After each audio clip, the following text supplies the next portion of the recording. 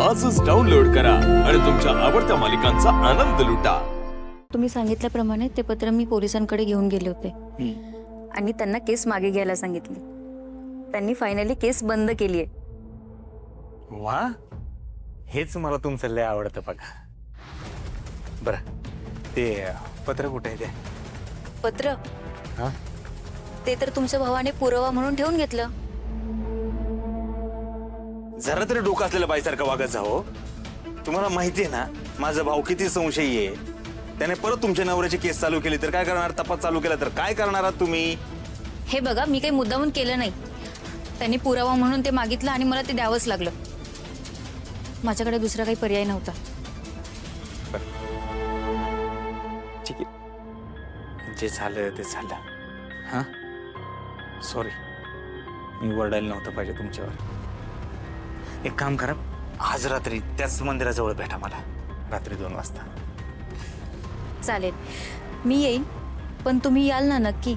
म्हणजे मागच्या वेळेसारखी काही गडबड तर नाही ना करणार? अहो नाही, मी येणार, 100% येणार। फक्त तुम्ही एक काम करा, ते पैशांची बॅग तेवढी घेऊन या, कपड्यांची बॅग आणू नका। कपड्यांची बॅग का नको? अहो कधीतरी डोकं चालवा। एक पैशांची बॅग, एक कपड्यांची बॅग, 2-2 बॅग घेऊन पळून जायचंय का? तुम्ही असा विचार करा ना, जुने कपडे, जुनं आयुष्य तसंच मागं सोडून जायचं माणसानं।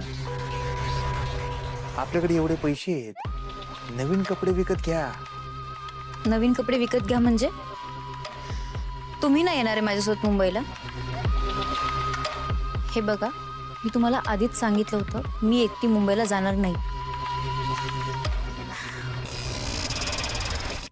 ऐका ना, मी प्रेमात पडली आहे तुमच्या। तुमचं इतकं प्रेम आजपर्यंत माझ्यावर कधीच कोणी केलं नाही। तुमच्या इतकी काळजी माझी कधीच कोणी घेतली नाही। तुम्ही जर मुंबईला येणार नसाल तर मी एकटी मुंबईला जाणार नाही। या बायकांचा काय प्रॉब्लेम आहे? जरा कोणी प्रेम दाखवलं की लगेच गळ्यात पडतात। हे गळ्यात पडणं माझ्यासाठी चांगलं नाहीये। मला माहिती आहे, आता मी तुम्हाला नकोशी झाली। तुमचं प्रेमच नाहीये माझ्यावर।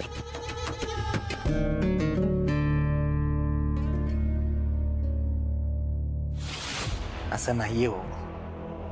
समजा माझं तुमच्यावर प्रेमच नसतं तर एवढी रिस्क तुमच्यासाठी घेतली असती मी? मग चला ना माझ्यासोबत। तुम्हाला कळत कसं नाही? बरं ठीक आहे, आज रात्री भेटू आपण त्याच मंदिराजवळ 2 वाजता। हो चालेल। तुमच्या नवीन आयुष्यासाठी तयार राहा। मी आजच तुमचं काम फायनल करणार आहे।